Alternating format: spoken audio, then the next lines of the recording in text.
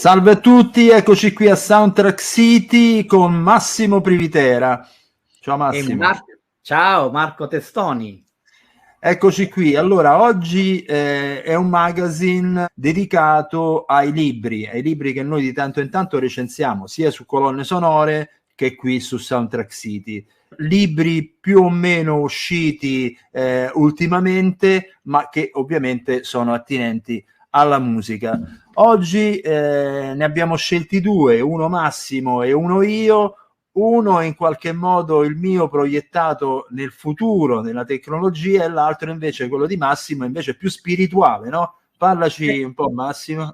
Come no? Anzi, spiritualissimo direi. È sempre inerente alla materia da noi trattata, che è il mondo della musica applicata alle immagini. E tra l'altro parlo di un personaggio che ha scritto questo libro, che fa da anni parte della redazione di Colonne Sonore, che è Paolo Eustacchi.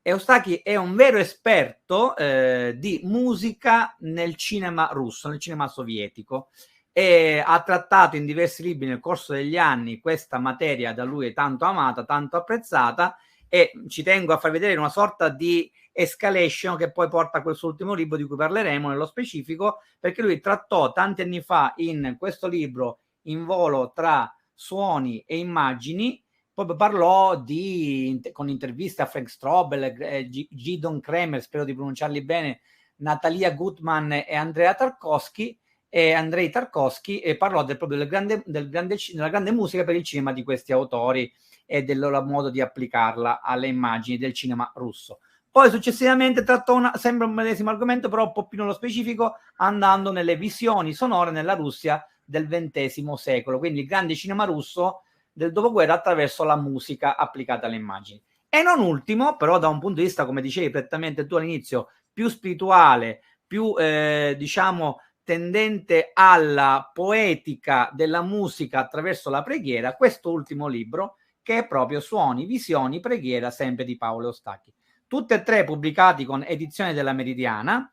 Questo qui in particolar modo è abbastanza peculiare da un punto di vista proprio di come è stata trattata nel cinema russo la riflessione spirituale ed esistenziale attraverso proprio il cinema sovietico e attraverso i suoi grandi protagonisti. In particolar modo in questo libro Paolo Eustacchi, oltre a un'intervista famosa a Frank Strobel che abbiamo testé nominato, che è un direttore d'orchestra nonché un compositore, ma che ha trattato molte volte in concerto i grandi film di Eisenstein con le musiche di Prokofiev, ma anche opere con le musiche di Shostakovich. In questo caso Paolo Eustacchi si focalizza su Andrei Tarkovsky attraverso anche una intervista esclusiva al figlio Andrei Andreevich Tarkovsky, spero di averlo pronunciato bene anche in questo caso, e poi una intervista, come diceva, al direttore d'orchestra e compositore Frank Strobel.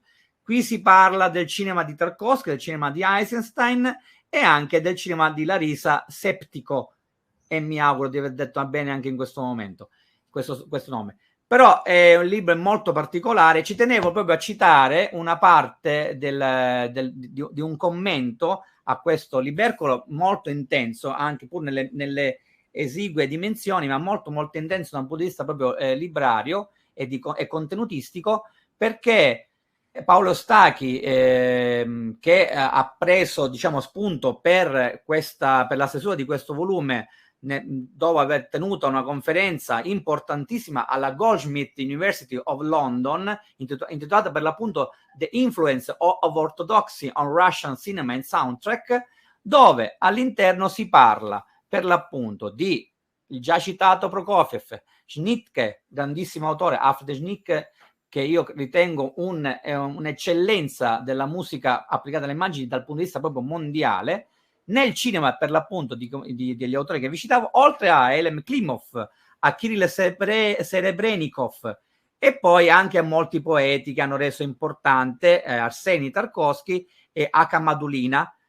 E questo libro l'ha scritto al fine di rendere proprio la lettura più agevole possibile anche per coloro che non hanno la benché minima idea di tutti questi artisti che abbiamo menzionato e di tutta questa tipologia di cinema molto importante e che storicamente ha creato delle evoluzioni e delle rivoluzioni all'interno non solo dell'aspetto cinematografico, ma anche proprio prettamente dell'aspetto della musica dell'ottava arte, quindi la musica applicata alle immagini. Ti intriga parecchio e ti porta a voler proprio conoscere ancora più approfonditamente quel cinema attraverso proprio questi suoni, queste visioni e questa preghiera tipicamente nella cultura della religione ortodossa. Bene, allora, dopo questa dotta introduzione non solo ai libri di Eustachij, ma anche poi in generale a una serie di compositori che magari non si conoscono molto bene, e invece andrebbero conosciuti bene, perché il mondo della musica per immagini poi molto spesso ha attinto a piene mani di quegli autori lì. Io passerei invece al futuro, proprio il futuro. Questo è Musica per comporre, un preziosissimo libro di Costantino Rizzuti, sottotitolo Guida alle tecnologie elettroniche per il sound design. Allora, diciamo subito che in un momento in cui impazza il dibattito tra i musicisti, i compositori, ma anche gli ascoltatori, sull'intelligenza artificiale, cioè su ciò che può essere sulla musica l'impatto dell'intelligenza artificiale, noi abbiamo questo libro che va assolutamente in direzione opposta e contraria. Perché?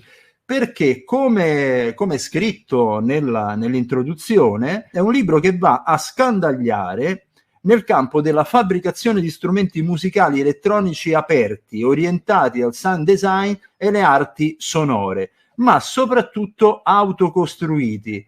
Cosa vuol dire? C'è un acronimo che spiega meglio questo concetto, che sarebbe DIY, ovvero Do It Yourself. Che vuol dire? Vuol dire quel movimento, chiamiamolo anche artistico, ma anche di ingegneri in qualche modo del suono, della fabbricazione del suono, anzi per l'esattezza, che si occupano proprio di strumenti autocostruiti, in sostanza un ritorno potrei chiamarlo anche quasi artigianato della composizione, piuttosto che un utilizzo ormai pedissequo di plugin, preset, sound and music libraries, samples, copia e incolla, che fanno parte ormai purtroppo o per fortuna, per quanto mi riguarda io penso si poter dire, forse sono più tendente al purtroppo, che fanno parte ormai della musica, di gran parte della musica che ascoltiamo, soprattutto poi peraltro quella per immagini.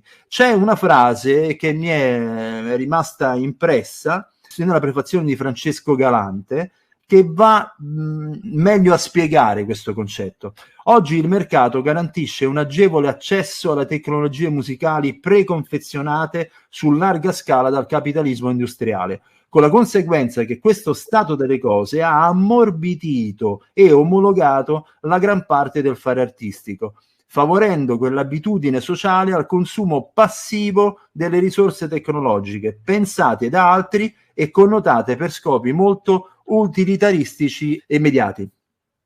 Con questo libro quindi si aiuta il musicista a tornare al centro della progettazione e creazione dei suoni, e non solo in sostanza il terminale finale e anche un po' passivo. In sostanza il musicista non è più cliente, ma finalmente diventa padrone di se stesso. Questo attraverso una serie di tecniche che sono appunto menzionate all'interno di questo libro. Si conclude con una citazione che trovo bellissima anche per concludere questa puntata, ovvero di Domenico Guaccero, che negli anni 60 è stato un pioniere della musica elettronica, tra i fondatori di Nuova Consonanza, che in una chiacchierata affermò: per i musicisti che generalmente combattono con i contrappunti e le strumentazioni, con i grandi problemi di estetica, mi pare che questa sia una figura del compositore nuova, ma non tanto nuova, in quanto Bach stesso si costruiva e aggiustava i suoi organi.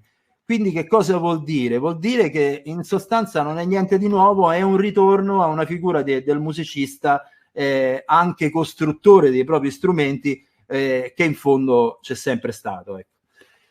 Allora, Massimo, dopo questo strano incrocio tra tecnologia e spiritualità, io direi di salutare tutti e ci vediamo la prossima volta. Innalziamo i nostri libri. Alla prossima, ciao Massimo. Ciao Marco, buona lettura.